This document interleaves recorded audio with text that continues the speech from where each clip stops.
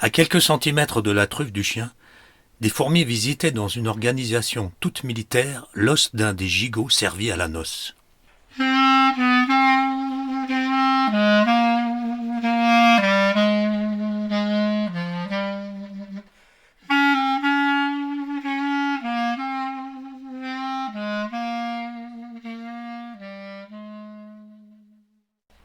La revue Rue Saint-Ambroise et l'association Rue du Conservatoire vous proposent La fille de Chelsea de Philippe Crubézy.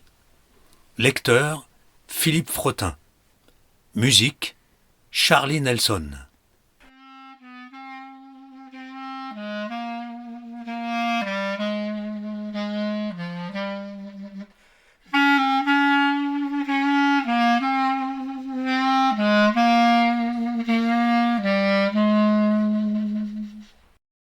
Le soleil se sentait bien haut dans le ciel.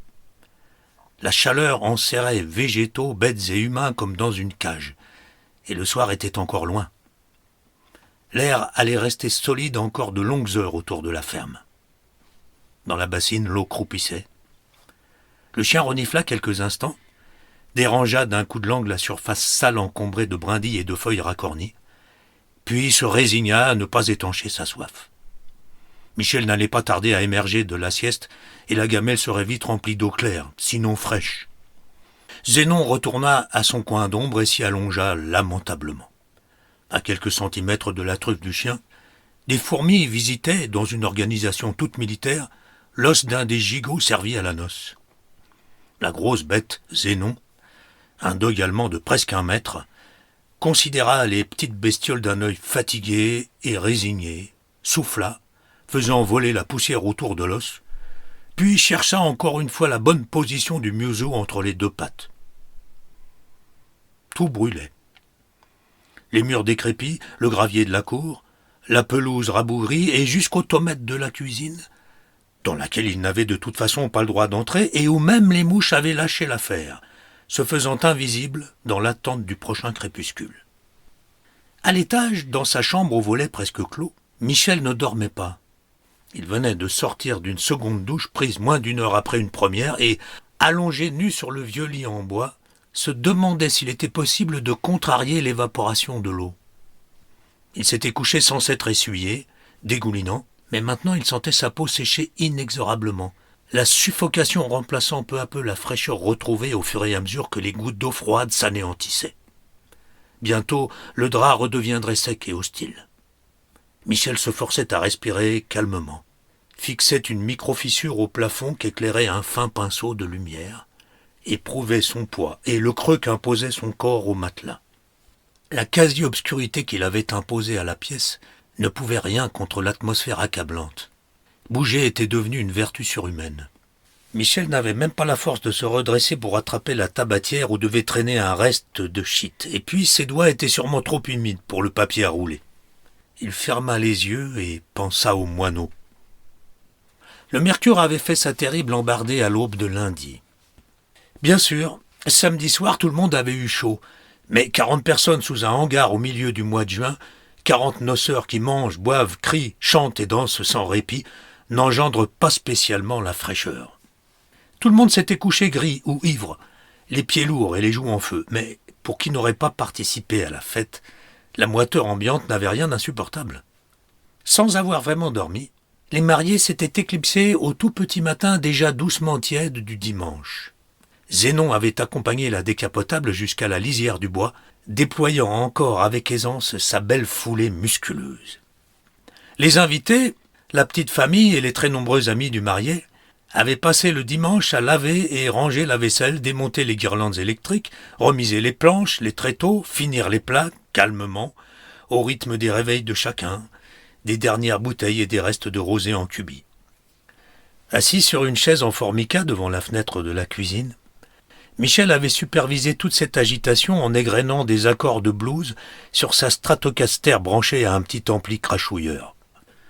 De temps en temps, il murmurait par-dessus la musique quelques paroles en anglais, s'appliquant à reproduire avec délice l'accent traînant des bluesmen texans. En fin d'après-midi, tout ce beau monde avait fini par partir dans un dernier concert de cris et de klaxons imbéciles et rituels provoquant l'aboiement furieux du chien. Immobile au milieu de la cour, tenant d'une main le dog par le collier et de l'autre sa guitare debout contre sa jambe, Michel avait attendu que les clameurs s'estompent derrière les platanes bordant la nationale, puis disparaissent une fois le convoi passé de l'autre côté de la rivière. L'habituel silence de la ferme était revenu. Une sensation mauve se répandait dans l'air, assurant de l'arrivée du soir. Le moineau avait pris son envol. Michel se retrouva seul avec Zénon qui avait cessé d'aboyer. Il portait toujours son costume de père de la mariée et, même s'il était froissé et taché, n'avait pas envie de le quitter. Pendant ces 2 jours, il s'était vu riche. La noce avait coûté cher. Pour la payer, il avait dû se résoudre à vendre sa paire de bottes mexicaines en croco et son vinyle dédicacé par John Lee Hooker. Mais tout le monde s'était amusé et tout le monde était tombé sous le charme de Laurence, si belle dans sa robe blanche, belle comme un soleil. Tenant pour anecdotique l'amour de sa fille pour son mari, Michel était persuadé qu'elle ne devait son bonheur qu'à ce mariage qu'il lui avait offert. Bon, elle n'avait pas remercié. Elle avait fui avec son coquin avant qu'il ne se réveille, mais l'ingratitude des enfants. Un genou à terre, Michel caressait la tête de son chien avec le sentiment du devoir accompli. Tout était calme autour de lui. Le temps de l'apaisement était venu. Normalement, elle allait être enfin heureuse, et ce n'était pas si courant de nos jours. Le silence bienvenu redonnait du volume et de la solennité à la cour et au corps principal de la ferme. Michel considéra longuement le hangar. Il regrettait de ne pas avoir filmé la fête où jeunes et vieux s'étaient déhanchés des heures durant sur des musiques qu'ils ne reconnaissaient pas. Il avait entendu un ami du marié, tête de Parisien, parler de Woodstock techno-bouseux. Pourquoi ce petit con parlait-il de Woodstock et qu'est-ce qu'il savait de Woodstock ? Laurence avait dû raconter l'histoire à son mari qui l'avait répétée à son petit conte copain. Woodstock, Alvin Lee et Chelsea, et puis Chelsea et Michel, Mike, My French lover with such a big dick. Quand Alvin Lee les regardait faire l'amour dans le camion derrière le matos ou à l'hôtel après les concerts, c'était surtout sur Michel qu'il posait ses regards et quelquefois ses mains. Un peu pédé le guitar-héros, et puis pourquoi pas. C'était une autre époque. C'est 10 mois aux USA. Il y avait des choses que Michel n'avait pas dites à sa fille. La dope, mais pas que. I'm going home, my baby. Il était rentré à la maison avec le bébé, sans Chelsea. Zénon assis, Michel à genoux, la tête de l'homme et du chien était à la même hauteur. Le Woodstock techno-bouseux avait été bien rangé et nettoyé, mais malgré tout, une flûte à champagne traînait sur le marchepied du Massey Ferguson. Michel ne trouvait pas le courage de la ranger. « La fête est finie, Zénon, » dit l'homme au chien. « Je vais me coucher tôt et me repasser le film en fumant un petit stick. »« Elle est belle, le moineau, hein ? T'as pas connu sa mère ?» Michel se redressa, tapota son genou pour en dégager la poussière grise, ce qui ne l'empêcha pas de lustrer la pointe de ses Santiago sur ses mollets, la gauche sur le droit, la droite sur le gauche, puis se dirigea vers la cuisine en ajoutant à mi-voix « Mais lui, il fait un peu crétin. Les diplômes, ça ne règle pas tout. » Il continua, baissant encore la voix « Il n'y aura pas de petit, c'est trop tard. » Zénon attendit que son maître ait refermé la porte de la cuisine, émit un jappement bref et rejoignit l'os de gigot à côté de la gamelle d'eau. Il but à grande lampée. L'eau était chaude et sale. Aucun coup de fil depuis leur départ. Il s'y attendait. Michel avait fait l'effort d'attraper la tabatière qu'il faisait rouler dans ses doigts sans se décider à l'ouvrir. Il était inquiet. Toute l'héroïne qu'avait pu ingurgiter Chelsea avait provoqué des trous dans la raquette neuronale de Laurence qui, plus de 50 ans plus tard, n'étaient pas comblés. Et le gentil mari semblait bien jeune pour s'occuper d'elle avec discernement. Pas même 35 balais, en plein boom dans son boulot de neurologue, sûr que souvent il la laisserait seule. Et ça, c'était pas bon. Qui veillerait sur le moineau quand il serait d'astreinte ou en congrès à Cuges-les-Pins ?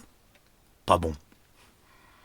Lui, il avait fait le job depuis 1970. Les biberons, les couches, les cauchemars, les poules, les canards, les bons gros chiens, l'école à la ferme, Montessori, Dolto, le tracteur sur les genoux à papa, l'harmonica, les visites chez le psy et pas trop de belle-mère.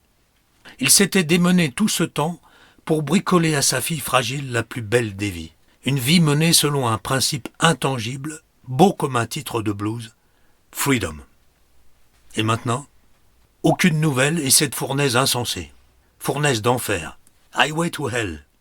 Ses doigts mimèrent 2 accords dans le vide et il ressentit comme une brûlure sur ses phalanges. Il considéra un instant ses mains ridées et parsemées de taches brunes. Il sentait son sang bouillir. Ses veines se dilataient et eut vaguement l'idée que son cœur ne tiendrait pas longtemps loin du moineau. Il pensa à Chelsea, sûrement morte d'overdose quelques mois après son départ, et se demanda quelle maman, quelle vieille elle aurait faite. Le temps de la musique était passé maintenant. C'était le soleil qui mettait le feu maintenant. Il restait un gros bout de maroquin. Michel décida de se faire un bon 3 feuilles bien tracé. Il alluma le briquet et commença à faire chauffer la pâte pour l'émietter. Ensuite, il appellerait le mari Toubib sur son portable pour tout de même lui donner quelques conseils.